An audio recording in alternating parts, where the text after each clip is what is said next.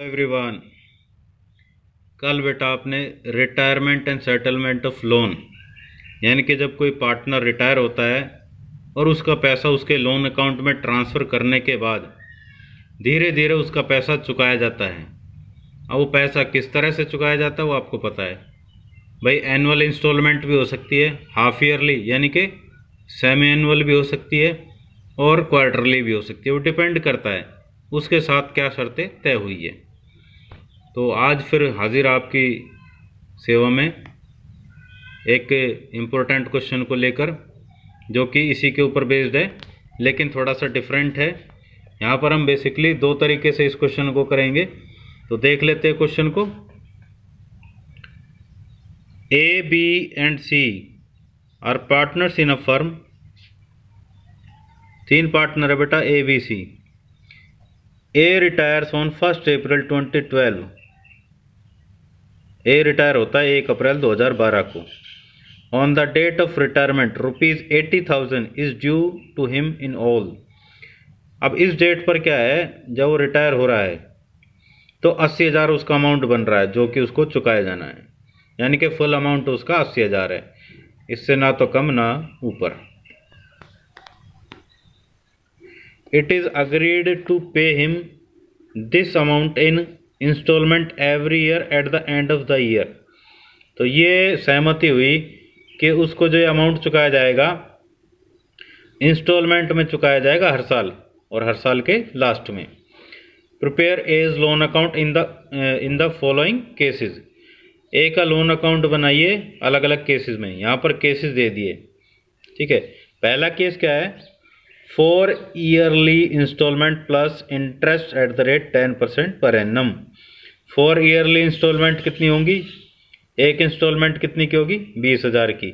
80,000 बटा 4, 20,000 की एक इंस्टॉलमेंट हो गई, यानी कि 4 इंस्टॉलमेंट हो जाएंगी 20,000 की। प्लस में जो भी इंटरेस्ट बनेगा वो पेमेंट, जो आपने कल क्वेश्चन किया था उसमें सेम ऐसा ही था। लेकिन second case, 3 instalment of ₹25,000 which already include interest at the rate 10% per annum. 3 instalment है 25,000 की, 25 या 75, और उसमें इंटरेस्ट इंक्लूड। अब ये ज़रूरी नहीं है कि सारा इंटरेस्ट एक इंस्टॉलमेंट में इंक्लूड है, ये अलग अलग पार्ट में डिवाइड कर दिया। वो डिपेंड किया भाई, किसी के पास वही लगा लो, वो 25,000 रुपये देना चाह रहे हैं तो ठीक है, इसमें कुछ इंटरेस्ट इंक्लूड होगा, जो बाकी बच जाएगा वो आगे ट्रांसफ़र कर दिया जाएगा, उस पर अलग से लग जाएगा। ऑन द आउटस्टैंडिंग बैलेंस, ठीक है, and the balance including interest in the 4th year. 25,000 के 3 किस्त हो गई, बाकी जो बच जाएगा वो इंटरेस्ट के साथ लास्ट में चुका दिया जाएगा। तो यहाँ पर थोड़ा सा डिफरेंस है। तो ये दो तरह के मेथड यहाँ पर अपनाए जाएंगे पेमेंट करने के लिए। Books are closed on 31 March every year. जो बुक्स क्लोज होती है वो हर साल 31 मार्च को क्लोज होती है। तो पहले हम पहला केस लेके चल रहे हैं, क्योंकि ए को ये बोला गया है उसका 80,000 का अमाउंट है, तो उसके कैपिटल अकाउंट से निकाल कर उसके लोन अकाउंट में ट्रांसफ़र कर देंगे। यहाँ सबसे पहले शुरुआत होगी 2012 अप्रैल 1, क्योंकि इस डेट को वो रिटायर हो रहा है। बाय एज कैपिटल अकाउंट 80,000 लिख दिया। अब बेटा 31 मार्च हर साल के एंड में उसको पेमेंट करनी है। 20,000 की उसकी किस्त हो गई 4, 20 चौक 80। अब 80,000 पर 1 साल का इंटरेस्ट भी तो लगाओगे, बचेगा कितना, ये 8,000 बनेगा, ठीक है। तो 8,000 और 20,000 की इंस्टॉलमेंट ये आप पेमेंट कर दिया, ठीक है ना। 20,000 प्लस में 8,000, कितनी तारीख को, 2013 को मार्च 31 को, तो 28,000। बाकी बैलेंस कितना बच गया, टू बैलेंस CD 60,000। अब इसको आगे 2013 अप्रैल 1 को ट्रांसफ़र कर दिया। इस पे 1 साल का लगाइए, 6,000 बनेगा, तो 6,000 प्लस में 20,000, 26,000 इधर पेमेंट कर दी मार्च 31 2014 को। बैलेंस कितना बच गया, 40,000। इसको आगे ट्रांसफ़र करेंगे 1 अप्रैल 2014 को बाय बैलेंस BD। अब इस पर 4,000 लगेगा इंटरेस्ट, तो 4,000 प्लस में 20,000, 24,000 यहाँ पेमेंट कर दी। अभी लास्ट की इंस्टॉलमेंट बच जाएगी 2015 31 मार्च को 20,000 की। इसको 1 अप्रैल 15 को आपने ट्रांसफ़र कर दिया बाय बैलेंस BD। अब इस पर 1 साल का 2000 तो 22,000 की पेमेंट इस तरह से क्या है, ये फाइनली पे कर दिया 4 साल के अंदर 4 इंस्टॉलमेंट में विद इंटरेस्ट। ये सिंपल है, इसमें कोई दिक्कत नहीं है, राइट। अब हम दूसरा मेथड देख लेते हैं। अब दूसरे मेथड में बेसिकली शुरुआत तो वहीं से होगी।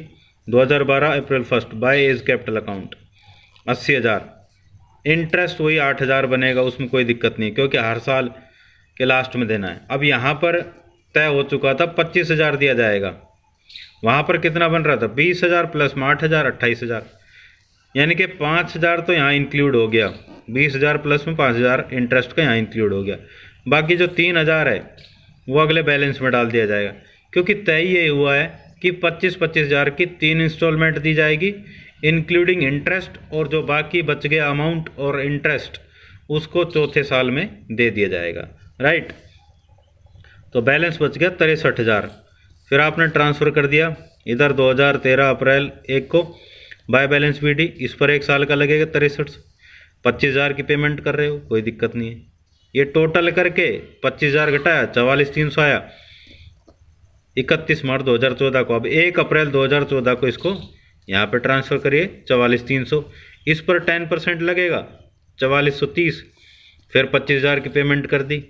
फिर इसमें से 48,730 में से ये घटाया 25,000 तो 23,730, फिर यहाँ पे ट्रांसफ़र कर दिया 1 अप्रैल 2015 को। फिर इस पर इंटरेस्ट कैलकुलेट किया 2373। अब क्योंकि चौथा साल है लास्ट, तो यहाँ पर क्या है, ये यहाँ पर इंक्लूड वही 25,000 प्लस में वही इंटरेस्ट वगैरह सारा ये बैलेंस जो बच गया था वो पेमेंट कर दी, क्योंकि 25 की 3 तो यहाँ तक पूरी हो गई।